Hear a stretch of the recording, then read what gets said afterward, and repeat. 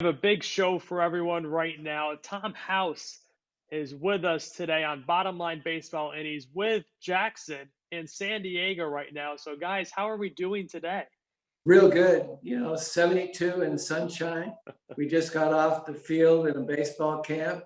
Life doesn't get any better than this. Yeah, it's been great to have this camp. We have it every probably 8 to 12 weeks, and it's Yeah. been really good to be out here. I'm jealous of you guys. So It's with actually about 60 degrees and a little chilly here today. So, you guys have us beat in Texas with the weather. I honestly don't feel bad for you at all. well, getting into this, Tom, we're going to talk a little bit about mustard and Okay. a little later on. But growing up, what made you decide you wanted to play baseball? I look back and I can honestly not remember when I didn't want to play baseball. I played all sports and I was a good little athlete, but not great in anything. But I threw a curveball like from day one. And we know now that a left-handed pitcher that can throw a curveball for a strike usually hangs around for a while. So that was probably the key to me getting people out in high school, college, and even professional baseball. So, when did you know? Because I know you just said that you never really had a moment that you knew you didn't want to play baseball. Did you ever have that moment after your career saying, okay, I want to stay in the game? When did that come for you? Well, it's either sounds stupid or cocky, but I never saw myself not being in baseball. And as I got further and further into the game, I realized that not only did I enjoy playing and competing, I also enjoyed coaching. So it sounds like it was well planned out, but it just kind of happened generically that playing led to coaching in the off season, coaching in the off season. When I got released as a player, led to coaching year round, and that's where we are right now. Oh, also, going back to your playing days a little bit, what was it like to throw a bullpen next to Tom Seaver at USC? Well, it was pretty intimidating. Now, Jackson knows this story, and I like to share it just so it gives kids perspective.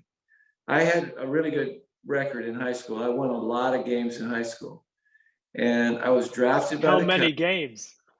84. And this is obviously school ball and summer ball. I didn't lose very often. I was 84-2, and obviously thought that I was PFG, pretty friggin' good.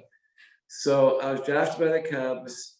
They didn't offer me a lot of money, and I had a scholarship offer to play at USC for the Trojans. So I accepted that, went down, and my first bullpen, my first legitimate bullpen in college, I'm throwing, and there's this guy next to me who I'd heard about but never seen in person. And I'm going, oh, and my fastball is getting up there, and this guy next to me is going, pow. And Coach Dado, the head coach at USC at that time, walks up behind me, puts his hand on my shoulder, and said, Tommy House, what do you think of young Tom Seaver? And I looked Coach Dado in the face and I said, Skipper, if you need me to do that, you got the wrong left-hander.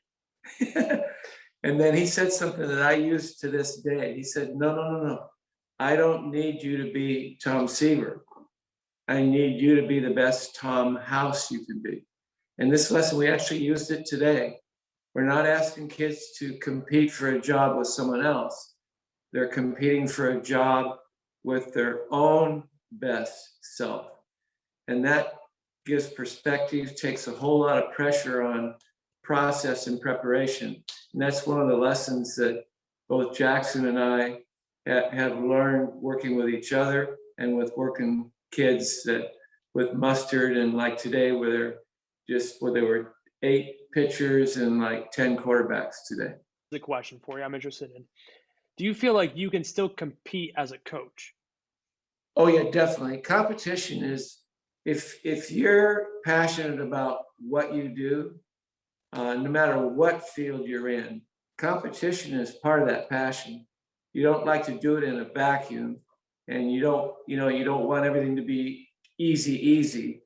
You want to be challenged a little bit. And obviously, as a coach, you're competing. If your kids do well, that's awesome. And you always want what you're teaching your kids or your athletes to help them be better than their competition. But I'll tell you what, nothing beats actually playing the game. The power of play, when you're fortunate enough to be able to go between the lines with your teammates and, good or bad, enjoy the power of play. That's I really enjoy coaching, and I always will. But when I dream, I still dream like I'm playing. And the funny thing is, I'm never any better in my dreams than I was as a real person. So I think I was realistic about what my talent actually was. Well, also talking about playing, and you caught in Henry Aaron's 715th home run. What was that like in that scenario with the Atlanta Braves? There are bonuses that come with being able to play a particular sport for a long time. And one of the bonuses, it actually boils down to the highlight of my major league career. And that was being in the bullpen in Atlanta and having Henry Aaron hit his 715th home run right at me, which I caught and ran it back in and gave it to him at home plate. That literally is the highlight of my major league career. People know this, and a lot of people looked up to, Hank Aaron, Henry Aaron. And how would you define him as a person, not just a player, but a person? On and off the field, he was authentic and, what I like to say, quietly competent. He never got overexcited with anger, never got overexcited with success. He showed up every day, Henry being Henry. He was a simple person. He loved hanging out in the clubhouse, playing hearts and spades. I was a low-end guy, 10th man on the 10-man pitching staff with the Braves, and he treated me just like he treated Darrell Evans and Dusty Baker and Ralph Garr. So from that perspective, my smile memories with Henry Aaron were all about a special guy who was authentic on and off the field, and for me, quietly competent at everything he did. And kind of going into your coaching aspect of it as well, besides playing with some great players you've coached, Randy Johnson, Drew Brees, Tom Brady, my grandfather, to name a few. What did you learn from them that you did not know when you were coaching? Well, one of the things that people, don't really understand, when you're around excellence, when you're around someone that is really good at what they do, obviously you put what you think you're good at out in front, but also you learn from them. I think it was Socrates that said he learned more from his pupils than they learned from him. And I can actually say the same thing. I probably have learned more. I've been blessed. I've been in front of Hall of Famers in many sports: football, baseball, tennis, golf. And in those situations, when you're working with the special athlete, you will hear things and learn things from them that help you get better as an instructor. So, Jackson, you mentioned I learned a lot from your grandfather, Noel. I'm continuing to learn from Drew Brees and Tom Brady. I learned a lot from Phil Mickelson, Randy Johnson. He's just like a giant version of me. But listening to him and how he thought, even with 100-mile-an-hour fastball, and seeing that they get nervous and they have all the same things that normal people like you and I go through. They just handle it in a much different way on a bigger stage every day. Who do you think was the most underrated player you either coached or played with? Underrated. Wow. I I played what I call players that are quote quote underrated are players that glue all the pieces together. I think playing with Atlanta, probably one of the most underrated athletes on the team was a guy named Darrell Evans, who I think I think Darrell was the only infielder to hit 200 home runs in both leagues. And when Darrell was our third baseman with the Braves, he was an average fielder, but he was also part of a hitting group where we had 5 hitters in the lineup that hit 25 or more home runs. And Darrell put up 25 to 35 home runs for a year for a long time. But because he played with Henry, Rico Cardi was there. There were always hitters who were getting more publicity than he did, but he kind of glued that lineup together. I think just in general, I mean, we can get into talk about Team Mustard, and for anyone that doesn't know, where did this kind of come from? Idea that, again, you wanted to stay in the game in this form to a more widely available than, I mean, you can reach as many people as on the plane if you don't need, like you can reach Yeah. anyone now. So where did this idea come from? Well, Alex, that's a great question. And I'd like to say this was another well thought out thing. It just kind of happened. It was sort of an epiphany. And I think one day, one of the founders of Mustard, um, Jason Goldsmith, we were sitting, I was up at USC at the time, where I was doing research and working as their pitching coach. And Jason said, and I quote, "I wonder how many Nolan Ryans go home because they don't access the quality of information and instruction that these kids that are here with us today are getting." And that was the germ of the idea. What would happen if we could democratize, I think is a word that we use, if we could democratize for 100 million kids the same information and instruction that our elite athletes are getting, and it scales, get it on a cell phone so that a mom and a dad or a little league coach could give the same quality of information and instruction as the kids that came to our workout today. And that's the basis by which Mustard was founded.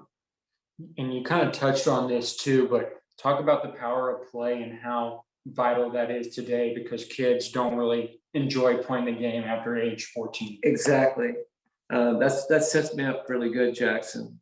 In today's sports world, 80% of young boys and girl athletes stop playing by age 14 because it's not fun.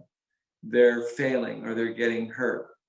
And what that does, it kind of eliminates the power of play for them. The ability of a child to play, where they get life lessons in a situation where they learn affiliation, they learn how to deal with adversity, they learn that outcome is nice, but process is better. They learn empathy. They learn how to, when one of your teammates strikes out with the bases loaded or gives up a home run, you hurt for your teammates just like you hurt for yourself. Those lessons, if you're not able to play in sports, are hard to learn and much more difficult circumstances.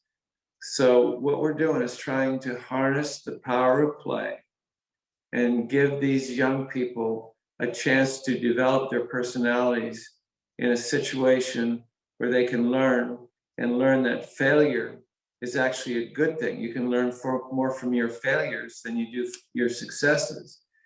And what we're finding out is if you can have someone play at least through high school, it helps them for the rest of their life, mentally and physically, and they become a fan of sports. So it's a big win from 3 different directions. Okay.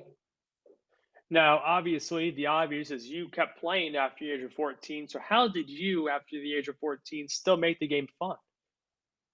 I have fun today. It's never been not fun. I don't know if that makes any sense. I can honestly, and we actually talked about it in our review with the kids today.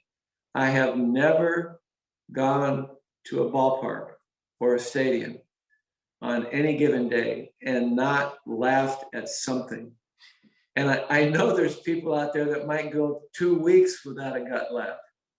In sports, when you're on a team, someone is always making you laugh. Even when you're getting your butts kicked, there's something funny that goes on every day. Well, I want to pull up this tweet that you tweeted out, Tom. I thought it would be fitting for the podcast because you tweeted, "Stop asking about the highlight of someone's career. Ask about the most valuable moment of their career." So I think I would have to be fired if I didn't ask you, being so close to this interview, what was the most valuable moment in your career? I'll tell you what, I gave up. You know what? Nobody's ever asked me that question. So kudos to you. This is going to take about a minute. Have you got a minute for the story? We have as much time. Okay, so we're in a pennant race. I'm with the Red Sox at the time, and we're in Yankee Stadium. And again, we're in a pennant race. And Don Zimmer brings me in a ball game to face a guy named Chris Chambliss, who I'd been pitching against since college days and had always got him out. The matchup said it was all in my favor. Well, Don Zimmer said, "Housey, I don't care what you do, don't let him take you deep." And before Don Zimmer's butt hit the bench, the game was over. The first pitch I threw was a hung curveball. Chambliss took it to the upper deck in Yankee Stadium. I can't tell you how bad I felt. I mean, I was crushed. At that time, winning a playoff and being in the first round of the, in the off-season playoffs was worth probably 25 grand. So there were a lot of guys on the team that weren't making 25,000. And here I give up a home run and we lose in a playoff game with the Yankees. So I'm sitting on the bench, and I don't know if you know what Yankee Stadium is like even today, but when you've done something bad or good in Yankee Stadium, there's usually 20 sports writers waiting in your locker. So I'm sitting on the bench. I do not want to go in the clubhouse.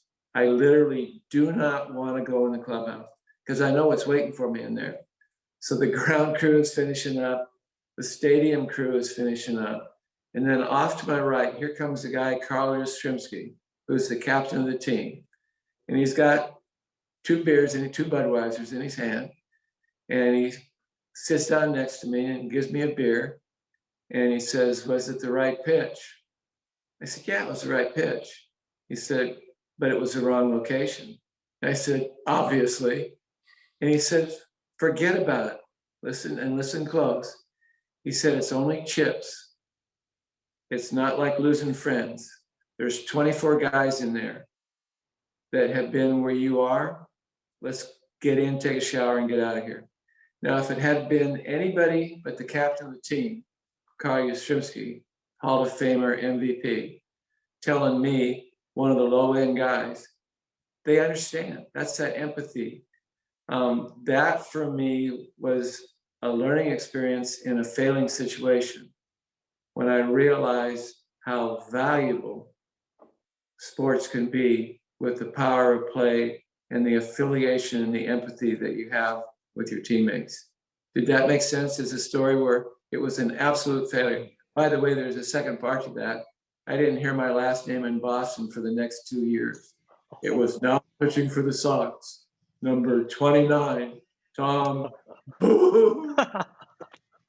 So again, but it didn't define me. And to this day, if it hadn't been for Carl Yastrzemski, I probably would have caved in. I hope that made sense. That was great. That was absolutely great. But give us one good story about Nolan and for all the viewers that understand. Okay, so Jackson has heard me tell stories about his granddad. And I'm surprised to hear that in family outings or whatever, Nolan never talks about himself. if I was Nolan Ryan, I'd talk to anybody who was anywhere that would sit down and listen to me. But one of the things that was really cool about Nolan, when he first joined the Rangers, Bobby Valentine was the manager of the Texas Rangers, and obviously I was the pitching coach. And we had played with or against Nolan our whole lives. And here comes Nolan Ryan. He's now a pitcher on the Texas Ranger pitching staff. What are we going to expect from this legendary superstar? So the first couple outings went really well. And finally, he was struggling a little bit in the third outing. And again, we'd never been through what are we going to do when he's struggling.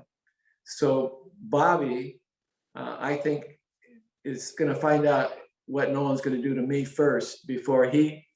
So Bobby sends me out to find out how Nolan is doing. So I jog out. I get up in front of him. I say, "Nolan, how you doing?" And I'm going to clean this up a little bit. He said, "Tom, I'm doing terrible, but it's way better than what you got warming up in that bullpen. Get the hell off my mound." And I said, "Okay, I got it." So I went and sat next to Bobby, and Bobby said, "What did he say?" I said, "It's probably going to be hard to get him out of the game." So 2 innings later, Nolan's having another tough inning, and Bobby goes out to take him out of the game. So when Bobby gets out to him, he said, "Tex, that'll be it." And Nolan looks Bobby in the face and said, "No, it won't, Bob. One of us is leaving this mound, and it ain't going to be me." So Bobby jogs back in, sits down next to me, and he says, "I didn't do any better than you did. We're going to have to figure this out." So that's the story about Nolan. I don't think it's repeated very often, but it shows you what when he went to pitch in a ball game, he was going to give you 7+ innings or die trying. So what ended up happening in that game? Did he stay in there, or how did you get him Stayed in out? the game. We ended up, he got no decision, and he was right. Even at his worst, he was still better than anything we had in the bowl. So Nolan wasn't wrong very often. And when he knew he was right, you're not going to change his mind. Hey, Tom, I got one last question for you. Jackson and I, we just brought it up on the other podcast we did when we were talking about Hunter Green's a pitcher. He threw 101, 102, 103, 3 consecutive pitches in a row. I asked Jackson, I'm going to ask you the same question. 10 years from now, how fast do you think pitchers can throw?